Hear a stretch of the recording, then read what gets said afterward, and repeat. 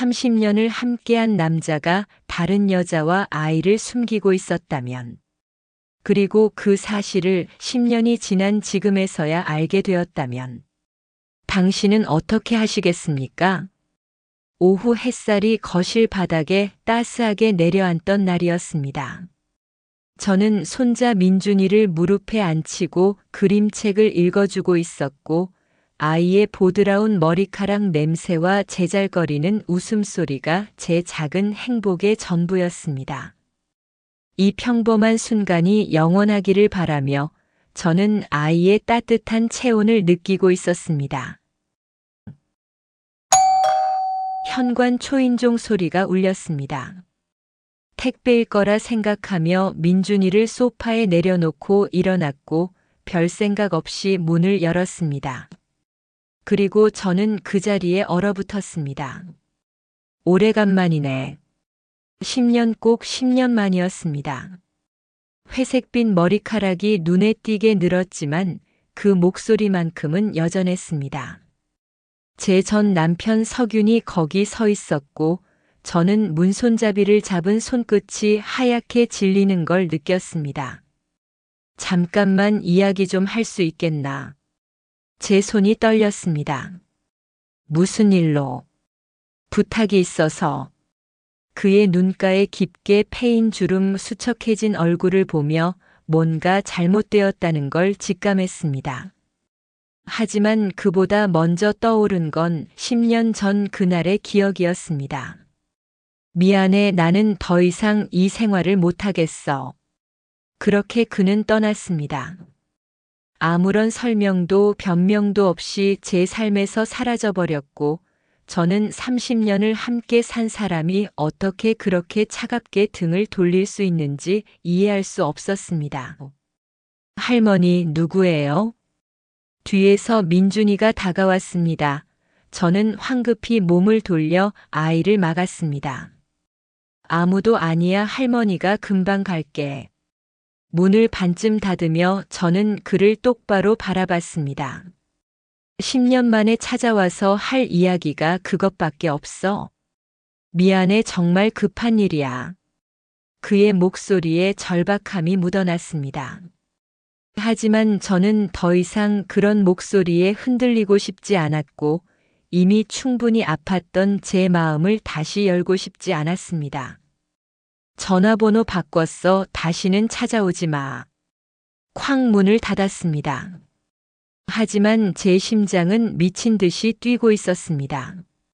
거실로 돌아왔지만 그림책의 글자가 하나도 눈에 들어오지 않았고 손은 계속 떨렸으며 가슴 한편이 무너져 내리는 것 같았습니다. 왜 하필 지금 나타난 거지? 민준이는 제 얼굴을 올려다보며 고개를 갸우뚱했지만 저는 아무렇지 않은 척 웃으며 다시 그림책을 펼쳤습니다. 하지만 제 목소리는 떨리고 있었고 아이는 그걸 느낀 듯 조용히 제 품에 안겼습니다. 그날 밤 저는 잠을 이룰 수 없었습니다. 천장을 바라보며 10년 전의 기억들이 파노라마처럼 스쳐 지나갔습니다. 이혼 서류에 도장을 찍던 날, 변호사 사무실의 차가운 형광등, 그리고 끝까지 제 눈을 마주치지 않았던 그 사람의 모습이 생생했습니다. 왜? 도대체 이유가 뭐야? 그냥 지쳤어, 이 생활이, 이 모든 게. 그게 전부였습니다. 30년을 함께 산 아내에게 던진 유일한 설명이 그것뿐이었고, 저는 그때 처음으로 제가 그에게 무엇이었는지 깨달았습니다. 다음 날 아침 현관문 앞에 봉투가 놓여 있었습니다. 떨리는 손으로 열어보니 손편지였고 그의 익숙한 필체가 보였습니다. 영희야, 어젯밤엔 미안했다. 하지만 내 말 좀 들어줘. 나 요즘 몸이 좋지 않아. 병원에서 6개월 시한부 판정을 받았어. 아이들한테 연락했지만 아무도 받지 않더라. 내가 잘못 산 건 알아. 하지만 마지막으로 한 번만, 단 한 번만 기회를 줘, 석윤. 편지를 읽는 내내 손이 떨렸습니다. 시한부 6개월 그 단어들이 머릿속에서 맴돌았습니다. 거짓말일 거야, 또 날 이용하려는 거야. 하지만 마음 한편에서는 다른 목소리가 들렸습니다. 그래도 30년을 함께 살았잖아. 그래도 내 아이들의 아버지잖아. 저는 편지를 구겨 쓰레기통에 던졌습니다. 하지만 1시간 후 다시 주워서 펴보고 있는 제 모습을 발견했고 제 자신이 한심하게 느껴졌습니다. 이틀 후 그가 다시 왔습니다. 이번엔 더 수척해 보였고 눈빛에는 간절함이 가득했습니다. 영희야, 제발. 그의 목소리가 갈라졌습니다. 저는 문을 열어줬습니다. 아니, 열어주고 말았습니다. 거실 소파에 마주 앉았습니다. 그는 병원 진단서를 꺼내 보여줬고 저는 그 종이 위에 글자들을 읽었습니다. 말기 간암 예상 여명 6개월 글자들이 눈앞에서 흔들렸습니다. 아이들한테 연락했다고 했지? 응. 민수는 전화를 끊어버렸고 수진이는 아빠는 우리한테 죽은 사람이에요 라고 하더라. 그의 눈가가 붉어졌습니다. 저는 차가운 표정을 유지하려 애썼지만 마음 한편이 흔들리는 걸 느꼈습니다. 당연하지. 그때 내가 한 짓을 생각하면. 알아, 내가 잘못했어. 하지만 영희야, 나. 그만해. 저는 손을 들어 그를 막았습니다. 더 이상 듣고 싶지 않았고 그의 변명에 흔들리고 싶지 않았습니다. 하지만 그의 다음 말이 저를 붙잡았습니다. 내가 갈 곳이 없어. 자식들도 친구들도 아무도 나를 받아주지 않아. 내가 마지막이야. 마지막. 그 단어가 가슴을 찔렀습니다. 분노와 연민이 뒤섞여 숨이 막혔고 저는 제 마음이 어디로 가고 있는지 알 수 없었습니다. 일주일만 생각할 시간을 줘. 그가 고개를 끄덕였습니다. 문 밖으로 나가는 그의 뒷모습이 이상하게 작아 보였고 저는 그 모습을 바라보며 가슴이 먹먹해지는 걸 느꼈습니다. 문을 닫고 나서야 깨달았습니다. 제가 또다시 그에게 끌려가고 있다는 걸. 10년 전처럼 또다시 제 마음이 흔들리고 있다는 걸. 정말이지. 나는 왜 이렇게 약한 걸까? 사흘째 저는 전화기를 붙잡고 고민했습니다. 민수에게 전화해야 할까? 수진이에게라도 알려야 할까? 망설이며 손가락이 번호판 위를 맴돌았지만 차마 입이 떨어지지 않았습니다. 엄마는 또 아빠한테 휘둘리려는 거예요? 10년 전 이혼 직후 수진이가 했던 말이 귓가에 맴돌았습니다. 그 사람 때문에 엄마가 얼마나 힘들어했는데 이제 좀 엄마 인생 사세요. 저는 전화를 내려놓았습니다. 이 문제는 제가 혼자 감당해야 한다고, 아이들에게 짐을 지울 수 없다고 스스로에게 말했습니다. 하지만 진실은 달랐습니다. 아이들의 실망한 눈빛을 볼 자신이 없었고 제가 또다시 약해지고 있다는 걸 들키고 싶지 않았습니다. 밤마다 불면증에 시달렸습니다.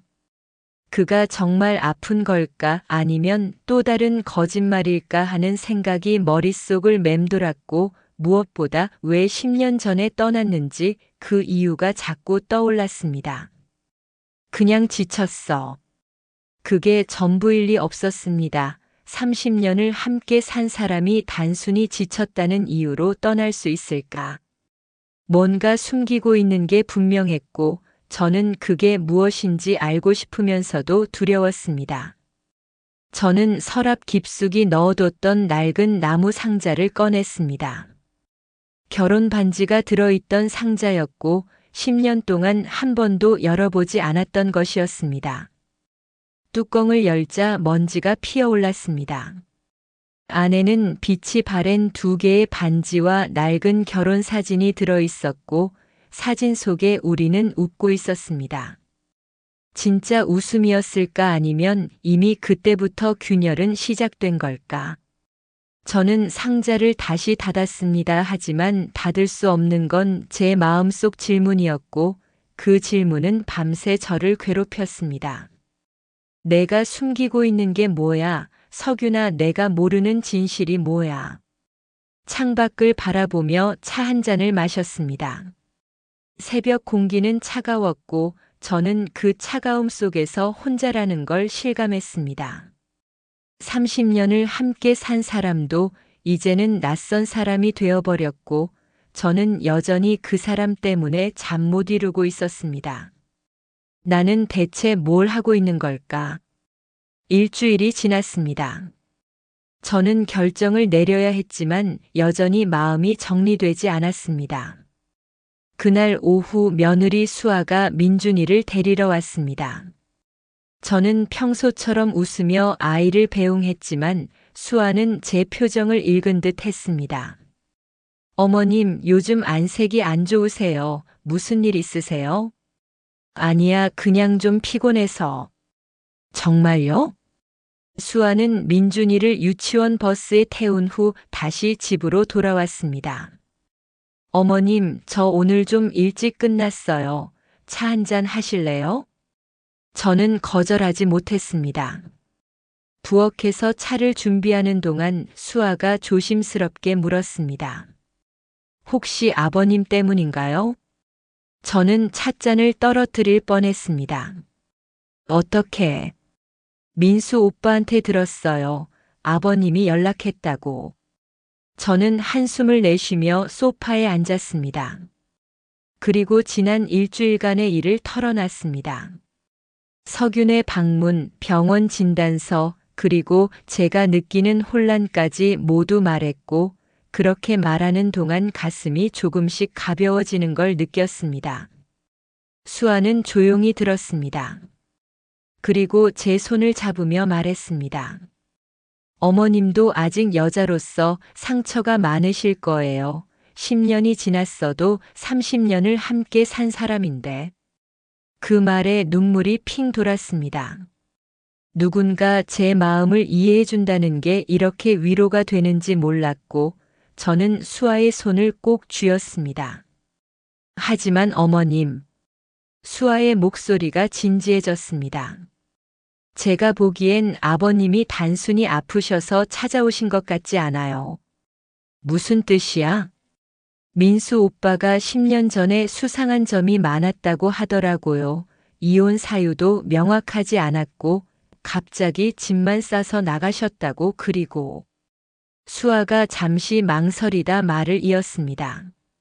10년 전 아버님 통장에서 큰돈이 빠져나간 기록이 있었대요. 몇 천만 원씩. 근데 어디에 쓴 건지 아무도 몰랐다고. 그 말에 등골이 서늘해졌습니다. 수아야, 그게 사실이야? 민수 오빠가 그때 조사해봤다고 해요. 근데 아버님이 끝까지 말씀 안 하셨대요. 저는 머릿속이 하얘졌습니다. 그가 숨기고 있는 게 있었습니다. 10년 전에도 그리고 지금도 뭔가를 감추고 있었고 저는 그것이 무엇인지 반드시 알아내야겠다고 결심했습니다. 이번에는 속지 않을 거야. 진실을 알아낼 거야. 다음 날 저는 석윤에게 전화를 걸었습니다. 일주일 생각했어. 일단 만나서 이야기하자. 그의 목소리에 안도가 묻어났습니다. 고마워, 영희야. 내일 집으로 가도 될까? 아니, 밖에서 만나. 카페로 와. 그는 주저하는 듯 했지만 결국 수락했습니다.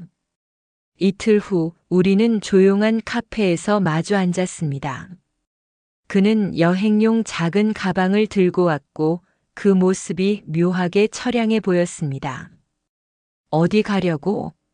아니, 혹시나 해서 내가 허락해주면 잠깐 머물 곳이 필요할까 싶어서. 저는 차가운 눈빛으로 그를 바라봤습니다.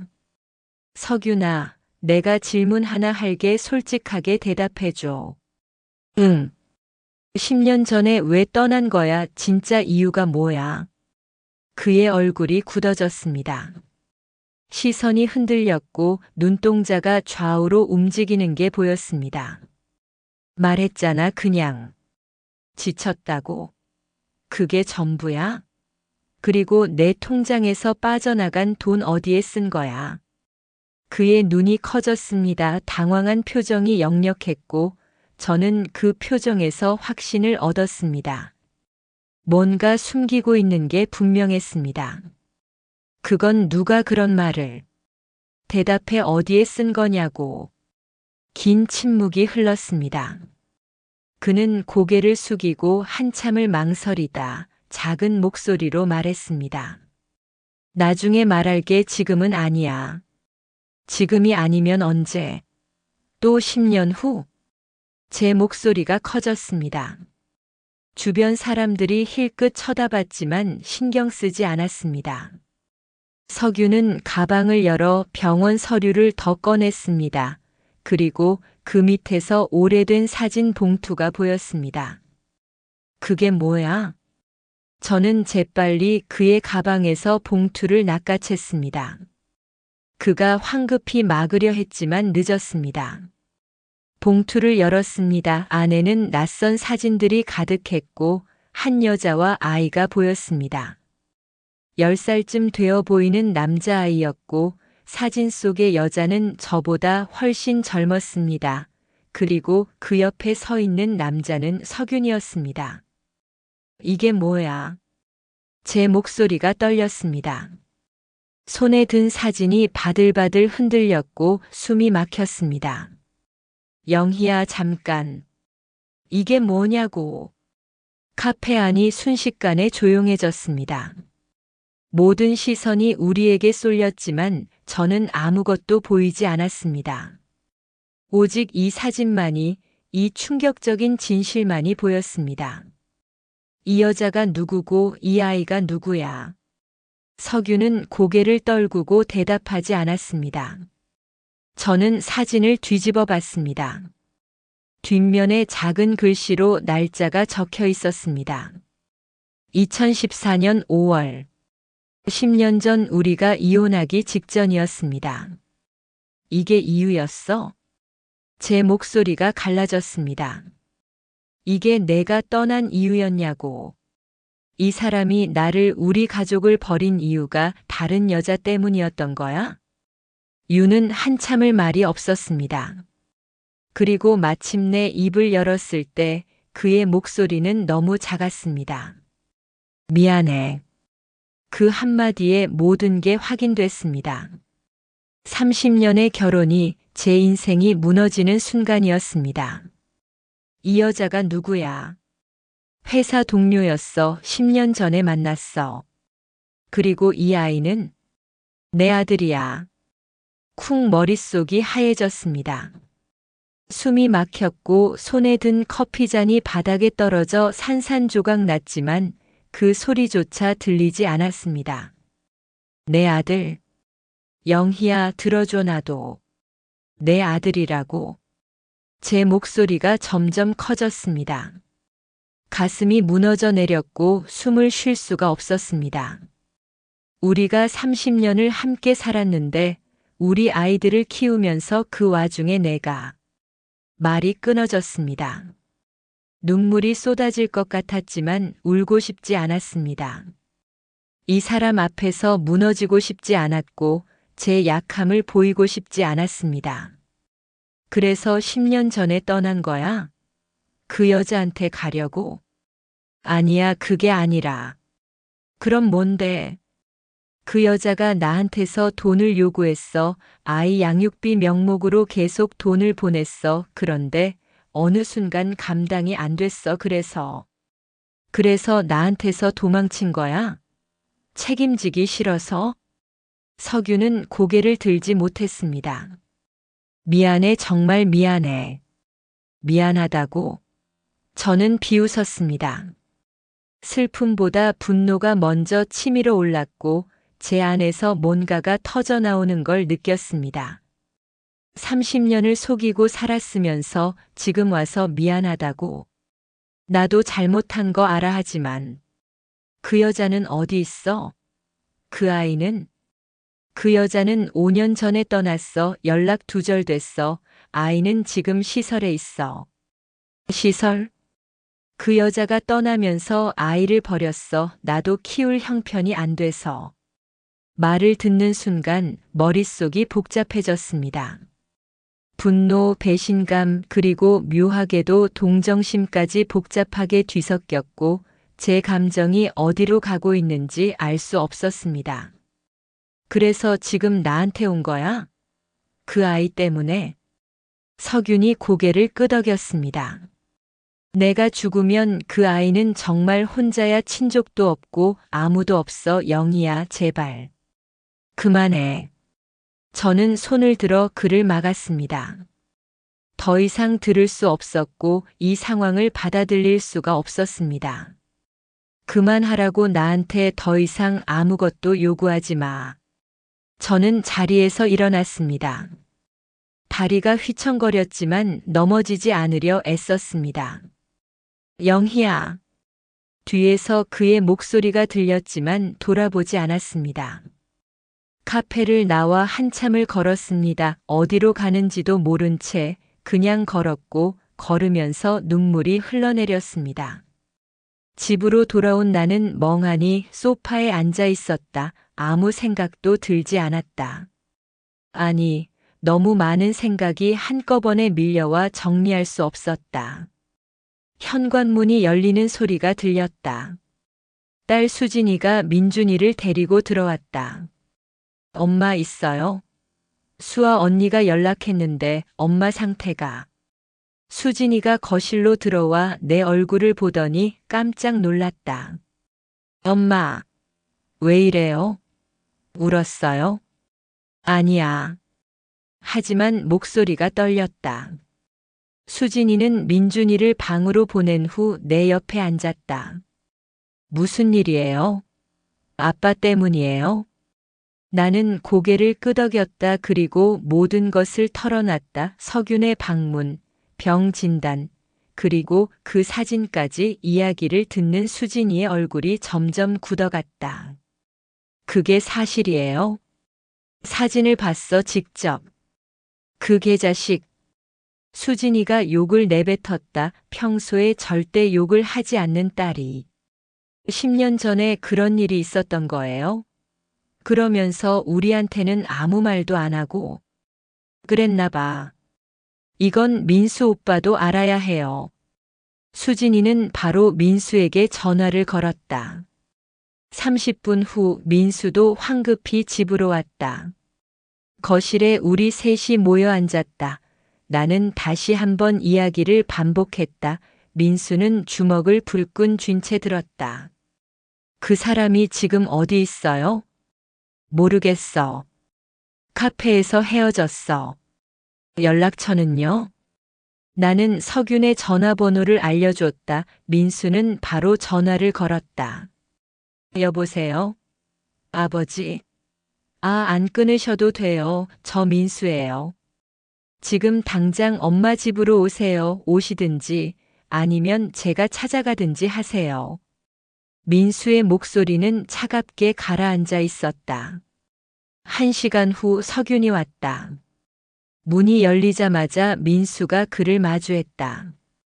들어오세요. 우리는 거실에 둘러앉았다. 석윤은 고개를 들지 못했다. 아버지, 사실이에요? 10년 전에 바람을 피우고 아이까지 낳았다는 게. 그래. 그래서 이혼한 거예요? 미안하다. 미안하다고요? 민수의 목소리가 떨렸다. 30년을 함께 산 아내를, 평생을 바쳐 아버지 뒷바라지한 사람을 그렇게 버리고 지금 와서 미안하다고요? 나도 어쩔 수 없었어. 어쩔 수 없었다고요? 바람을 피운 게 어쩔 수 없었어요? 아이를 낳은 게 어쩔 수 없었어요? 나는 민수의 어깨를 붙잡았다. 그만해, 민수야. 엄마. 민수가 돌아봤다. 그의 눈에 눈물이 고여 있었다. 엄마는 왜 늘 이래요? 그 사람이 아무리 잘못해도 엄마는 늘. 아니야. 나는 고개를 저었다. 그리고 석윤을 똑바로 바라봤다. 석윤아, 내가 한 짓은 절대 용서할 수 없어. 내 목소리가 떨렸다 하지만 또렷했다. 30년을 속이고 살았어. 나를, 우리 아이들을 배신했어. 그러고도 이제 와서 도움을 청하러 왔어. 내 죄의식을 덜어내려고, 내 마지막 순간을 편하게 보내려고. 석윤이 입을 열려 했지만 나는 손을 들어 막았다. 하지만 나는 왜 늘 마지막에야 진실을 알게 되는 거냐. 그 말과 함께 참았던 눈물이 터져 나왔다. 10년 전에도 지금도 나는 늘 진실을 모른 채 살았어. 내 인생이 거짓 위에 세워졌다는 걸 몰랐어. 수진이가 내 손을 잡았다. 민수도 내 어깨를 감싸 안았다. 그래서 이제 끝이야. 정말 끝이야. 석유는 무릎을 꿇고 바닥에 엎드렸다. 미안해. 정말 미안해. 용서해줘. 하지만 나는 고개를 저었다. 늦었어. 너무 늦었어. 일주일 후 석유는 연락을 끊었다. 아이들이 그를 찾아가 마지막 경고를 했다고 한다. 다시는 나타나지 말라고. 나는 서랍 깊숙이 넣어뒀던 낡은 반지 상자를 꺼냈다. 10년 동안 열지 못했던 그 상자를. 뚜껑을 열자 빛이 바랜 2개의 반지가 보였다. 결혼식 날 우리가 서로에게 끼워주던 그 반지. 나는 반지를 집어들었다. 한때는 영원의 약속이었던 이 작은 금속 조각, 이제는 그저 무거운 과거일 뿐이었다. 수진이가 옆에 조용히 앉았다. 엄마, 괜찮아요? 괜찮아. 나는 반지를 다시 상자에 넣었다. 그리고 상자를 꼭 쥐고 마당으로 나갔다. 작은 화로에 불을 피웠다. 불꽃이 활활 타오르기 시작했다. 엄마, 뭐 하시려고요? 이제 정리할 거야. 나는 낡은 반지 상자를 불 속에 던져 넣었다. 나무 상자가 타들어가기 시작했다. 불꽃이 상자를 삼키고 연기가 피어올랐다. 엄마. 수진이가 내 손을 잡았다. 나는 그 손을 꼭 쥐었다. 불꽃을 바라보며 생각했다. 30년의 결혼, 10년의 이혼, 그리고 일주일의 혼란. 그 모든 시간이 이 작은 불꽃 속에서 타들어가고 있었다. 하지만 이상하게도 슬프지 않았다. 아니, 슬픔보다는 해방감이 더 컸다. 이제야 내 삶을 되찾았다. 내가 중얼거리자 수진이가 고개를 들었다. 엄마, 뭐라고 하셨어요? 아무것도 아니야. 불꽃이 점점 작아졌다. 상자는 재가 되어 흩어졌다. 근데 엄마. 응? 그 아이 아버지의 다른 아들 말이에요. 나는 고개를 돌려 수진이를 바라봤다. 우리가 뭔가 해줘야 하는 거 아닐까요? 그 말에 가슴이 철렁했다. 사실 나도 그 아이 생각을 안 한 건 아니었다. 시설에 있다는 그 아이. 아무 죄도 없는 그저 잘못된 관계에서 태어난 아이. 모르겠어. 엄마도 아시잖아요. 그 아이도 피해자예요. 알아. 하지만 나는 말을 잇지 못했다. 그 아이를 도와준다는 건 석윤의 죄를 인정하고 받아들이는 것처럼 느껴졌다. 서둘러 결정할 필요 없어요. 천천히 생각해봐요. 수진이가 내 어깨를 토닥였다. 한 달이 지났다. 나는 민준이를 무릎에 앉히고 그림책을 읽어주고 있었다. 아이의 제잘거리는 웃음소리가 거실을 가득 채웠다.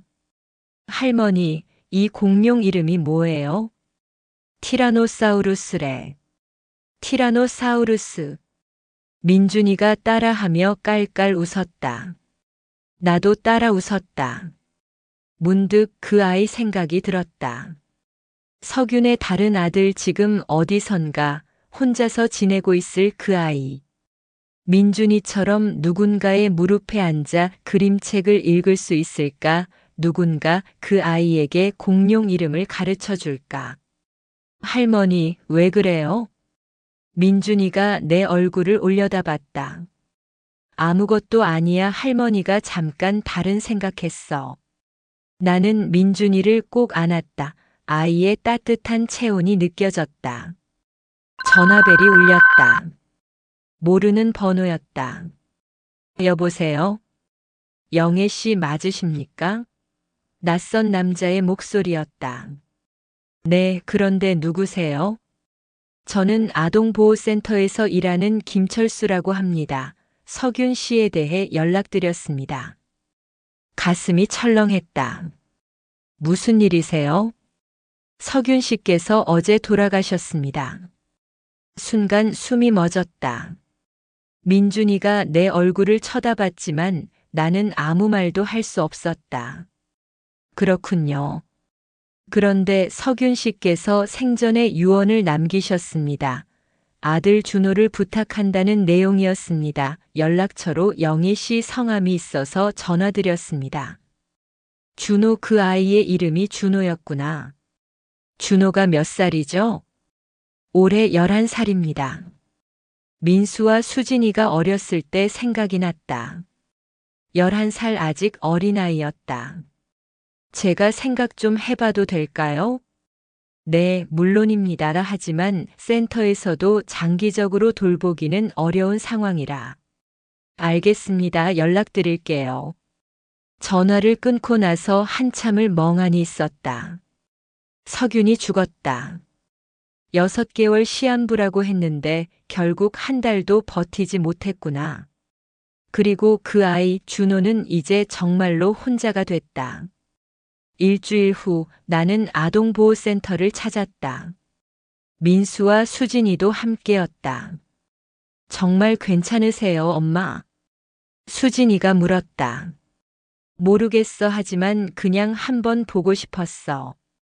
센터 상담사가 우리를 작은 방으로 안내했다. 그리고 잠시 후 한 아이가 들어왔다. 마른 체구, 큰 눈, 그 눈빛 속에는 두려움과 불안이 가득했다. 준호야, 이분들이. 상담사가 말을 꺼내려는 순간 나는 그 아이를 똑바로 바라봤다. 그리고 석윤의 얼굴이 보였다. 젊은 시절 석윤의 모습 그대로였다. 안녕. 나는 조심스럽게 말을 걸었다. 나는 내 아버지를 알던 사람이야. 준호는 고개를 숙였다. 아무 말도 하지 않았다. 무섭지? 준호가 고개를 들었다. 그리고 천천히 고개를 끄덕였다. 나도 무서워. 어떻게 해야 할지 모르겠어. 솔직한 고백이었다. 준호의 눈빛이 조금 부드러워졌다. 내 아버지는 좋은 사람은 아니었어. 많은 사람들에게 상처를 줬지. 민수와 수진이가 놀란 듯 나를 쳐다봤다. 하지만 나는 계속 말을 이었다. 나한테도 상처를 줬고 너한테도 상처를 줬어. 그건 사실이야. 준호의 눈가가 붉어졌다. 하지만 그게 내 잘못은 아니야. 내가 손을 뻗자 준호는 조심스럽게 다가왔다. 나는 그 작은 손을 잡았다. 할머니가 널 도와줄 수 있을지 모르겠어. 할머니도 아직 많이 아파하지만. 나는 준호의 눈을 똑바로 바라봤다. 한번 해볼게. 우리 함께 해보자. 준호가 처음으로 작게 웃었다. 그 미소를 보는 순간 내 눈에서 눈물이 흘러내렸다. 엄마. 수진이가 내 어깨를 안았다. 민수도 다가와 우리를 감싸 안았다. 괜찮아질까요? 준호가 작게 물었다. 모르겠어. 하지만 우리 함께 노력해보자. 나는 준호의 손을 꼭 쥐었다. 3개월 후. 거실에서 민준이와 준호가 함께 레고를 조립하고 있었다. 준호 형아, 이거 여기 맞아요?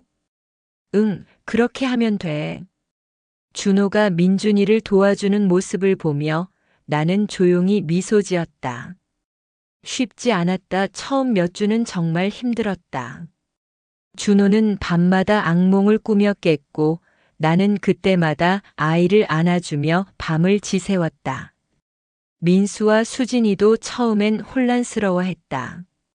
하지만 시간이 지나며 준호를 받아들이기 시작했다. 엄마, 저희가 해야 할 일이에요. 수진이가 말했다. 준호도 우리 가족이에요. 아버지가 저지른 잘못이지만 그 아이는 죄가 없잖아요.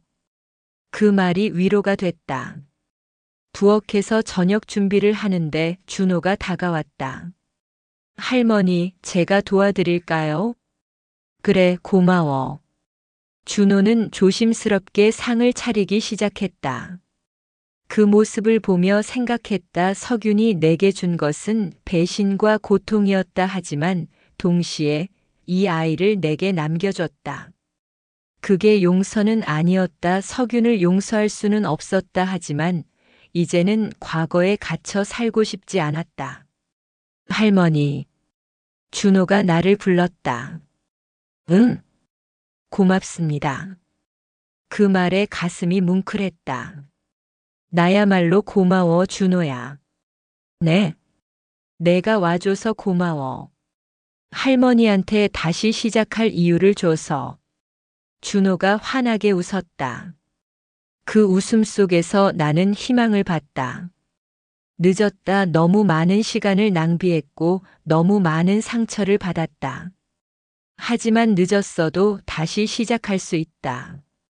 자, 밥 먹자. 할머니가 내가 좋아하는 된장찌개 끓였어. 와, 감사합니다. 저녁 식탁에 가족들이 모여 앉았다. 민수, 수진이, 수아, 민준이, 그리고 준호까지. 낡은 반지 상자는 이미 재가 되어 사라졌다. 하지만 그 재 위에 새로운 것이 싹트고 있었다. 잘 먹겠습니다. 아이들의 밝은 목소리가 거실을 가득 채웠다. 나는 조용히 미소 지으며 숟가락을 들었다. 비록 늦었지만 이제야 진짜 내 삶이 시작되는 것 같았다.